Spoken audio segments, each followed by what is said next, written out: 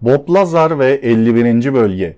1989 yılında Bob Lazar'ın adında bir fizik mühendisi, Las Vegas televizyon istasyonlarından biri olan Class'ta bir basın açıklaması yapmış ve S4 bölgesinde UFO'ları yeniden oluşturmayla ilgili mühendislik projesinde görev almış olduğunu iddia etmişti.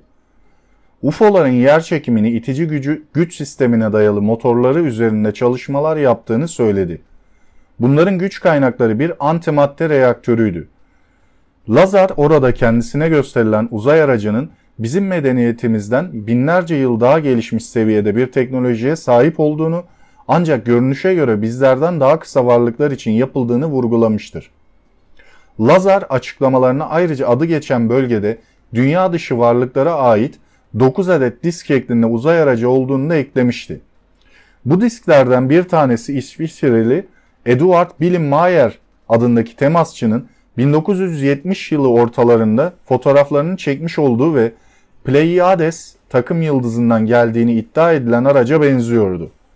Lazar, takip eden aylarda kendisiyle yapılan röportajlarda hikayesini daha ayrıntılı bir şekilde anlatmış, 51. bölgede bulunan birbirlerinden tamamen farklı disk şeklindeki 9 araç için yakıt olarak 223 gramlık, o zamanlarda henüz keşfedilmemiş bir element olan element 155'in kullanıldığını açıklamıştı. Bu element daha çok yanık turuncu renginde olup çok yumuşaktır. Öyle ki tırnağınızla üstüne çentik bile atabilirsiniz.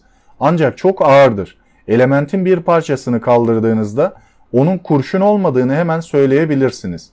Şaşırtıcı derecede ağırdır. Las Vegaslı bir araştırmacı gazeteci olan George Knapp, Lazar'ın geçmiş iş yaşamını araştırmış ve önceden gerçekten de Los Alamos'ta yaşadığını ve oradaki Los Alamos Ulusal Laboratuvarı'nda fizikçi olarak çalıştığını doğrulamıştır. Ayrıca Lazar'ın iddia ettiği dönemlerde 51. bölge S4'te çalıştığını, yasal olarak da onaylanan çalışma kayıtları Donanma İstihbarat Departmanı tarafından sağlanmıştır. Lazar'ın fizik, elektronik mühendisliği ve itici güç sistemleri alanlarındaki sağlam ve güvenilir geçmişi nedeniyle kendisiyle pek çok görüşmede bulunulmuştur. Bugüne kadar işi, üssü, çalışma arkadaşları ve yapımı oldukça zor olan uzaylı araçları hakkında çok detaylı tarifler ve bilimsel bilgiler sunmuştur. Hava İstihbarat Merkezi üyesi anlatıyor. 51. bölgede görülen disk şekilli cisimlerle ilgili diğer bir olay, bir hava kuvvetleri emeklisi olan gazeteci Robert Dorr tarafından bildirilmiştir. Dorr, 1953 yılı Nisan ayında Nellis test üssünde görev yapan Hava Teknik İstihbarat Merkezi takımının bir üyesinin kendisine yeniden düzenlenmesi yapılmış olan bir uçan dairenin görgü şahidi olduğunu ihbar ettiğini belirtmişti. Cismin tanzimi söylendiğine göre Doğu kıyısında gerçekleştirilmişti. O 8,5 metre çapında kusursuz bir diskti. Kalınlığı çemberin çevresinde 30 santimetreden başlarken ortaya doğru 3,5 metreye ulaşıyordu. Savaş uçaklarınınkine benzer yükseltilmiş bir kokpiti, hemen altında da onu çevreleyen 150'ye 150 santim uzunluğunda ve 2 metre yüksekliğinde bir alan vardı. İtici güç sistemi tamamen mahvolmuştu. Aygıtlar ve elektrik tertibatı tanıdık materyalleri içermesine rağmen neredeyse anlaşılmaz görünüyordu. Cisim, dünyanın yörüngesindeki bir ana gemi tarafından yönetilmek üzere dizayn edilmiş, küçük bir araç olduğu kanısını uyandırıyordu. Boyutlarından ve hasar görmüş oturma yerlerinden anlaşılabileceği üzere, içinde görünüşe göre insan benzeri uzuvlara sahip iki mürettebatı taşıyabilecek şekilde tasarlanmıştı. Ancak bunlar çok daha kısa boylu varlıklar olmalıydı. Bu aracı bir insan pilotun sığabileceği şekilde tekrar dizayn etmek aylar sürmüştü. Dolaşan uzaylı görmedim. S4'te canlı uzaylı gördüğümü sanmıyorum. Ufak bir pencereden bir bakıştı sadece.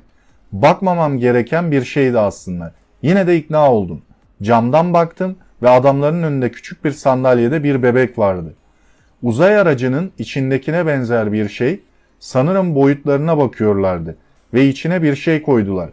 Ben de kaçamak bir bakış atmıştım ve sandalyede oturan minik bir şey vardı. onlara poz veren bir uzaylı falan değildi. Küçük bir karakter veya öyle bir şeydi işte. Ölçüm filan alıyorlardı herhalde. Ortalıkta dolaşan uzaylılar görmedim. Yaşayan uzaylılardan bahseden birini de duymadım. Ama ceset uzaylılara çocuklar kids takma ismini koymuşlardı. UFO'yu parçalara ayırdım. Bob Lazar'a göre başka akıllı bir medeniyet var ve bizde onlardan nesneler var. O kısım tepe nokta. Başka bir akıl sahibi medeniyet var ve bunu biliyoruz. Ve onların çalışan eserleri var elimizde. İnanmak zorunda değilsiniz ama varlar. Gördüm, parçalara ayırdım. Yani bu çok büyük bir mesele ama bana kalırsa bu kısmını etraflıca ele almak gerekir. Bilim ve teknoloji bizi önemli ölçüde değiştirir. Tüm dünyanın işleyiş şeklini değiştirir. O yüzden bunlar benim için kritik öneme sahip. Gördüğü, incelediği, hatta parçalara ayırdım dediği UFO'yu belgesel için çizen Bob Lazar'ın uzaylı teknolojisinde şöyle anlatıyor. Bilimi anlamaya çalışıyorduk. Nasıl çalıştığını biliyorduk. Mesela aracın itici gücü, elimizdeki her şey, pervaneli uçak, jet veya roket olsun, arkasından bir şey atar. Yüksek hızda egzoz veya büyük miktarda hava. Bir etki tepki gücüdür. Etki arkadan bir şey atarsan sizi ileri götürür. Her şey böyle çalışır. İlk kez bir araç tepkisiz bir araç vardı elimizde. Alan itişiyle çalışan bir araç. Yaptığı her şeyde önündeki zaman ve mekandan bir saptırma yaratıyor. Mekan bükülüyor. Şuna benzettiğim bunu hep yatağın ortasına bir bowling topu koyarsın ve önüne geçip yumruğunla yatağa bastırdığında top ona doğru gelir. Araç böyle çalışıyordu. Önünde bir bükülme yaratıyor ve araç ilerliyordu. Uzay teknolojisi ve bilim denebilir buna. Başka medeniyet var ve gizliyorlar. Bob Lazar son derece ileri bir teknoloji gizli tutuluyor. Bilinmeyen bilim gizli tutuluyor diye ekliyor. Evet, başka medeniyet var ve dediğim gibi insanlığa bundan bahsetmemek bir suç ama bu farklı bir konu. Belgeseli mutlaka edinin. İnanırsınız ya da inanmazsınız ama Bob Lazar'ın poker yüz konuşması, anlatmak istediği konulardaki detaycılık, istemedikleriyle ilgili rahatsızlığı size bir fikir verecektir. Arkadaşlar, Bob Lazar'a ait ben de çeşitli belgeselleri izledim. Kendisinin iddiaları ve konuşmaları bilimsel açıdan ve bilimsel metodolojiye yakın da konuşuyor aslında. Ve ikna edici geliyor aslında insanlara ama şahsi fikrimi sorarsanız illaki bir yaşam formu vardır. Evrende tek olduğumuzu düşünmüyorum yaşam açısından. Belki biyolojik, belki karbon temelli bile olmayabilir.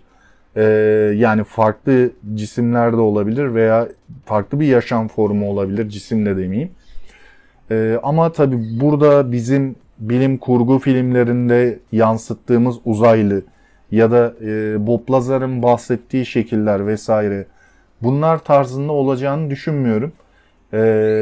Benim düşüncem de bu şekilde belirtmek istedim.